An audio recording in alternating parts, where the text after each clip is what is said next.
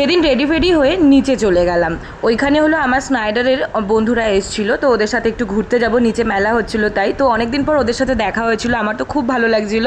তো মেলাতে গিয়ে মানে আমি তো ভাবতেই পারছিলাম না এত লোক ছিল এই গরমের মধ্যেও। তো তারপরে আমার বন্ধুরা বললো চল তোকে কানের কিনে দিই।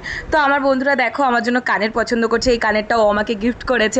আমি তো খুব খুশি পেয়ে, মানে আমি ভাবিনি যে ওরা আমাকে কিনে দেবে। কানের কিনে ওখান থেকে বেরিয়ে দেখলাম এখানে অনুষ্ঠান হচ্ছে, সেখানে একটু দাঁড়িয়ে মজা করলাম। তো তারপরে দেখো এদের কাণ্ড, এরা ওয়েট মাপছে এক একজন, মানে সেই মজা করেছিলাম আমরা। আর সব থেকে মজার ব্যাপার হলো ওয়েটটা আমারই বেশি ছিল। তো যাই হোক তারপরে আমাকে আবার এটা কিনে দিল ওরা, আমি তো খুব খুশি। তো তারপরে আমরা একটা কোল্ড ড্রিঙ্কস কিনলাম, কিনে সোজা চলে গেলাম চা খেতে।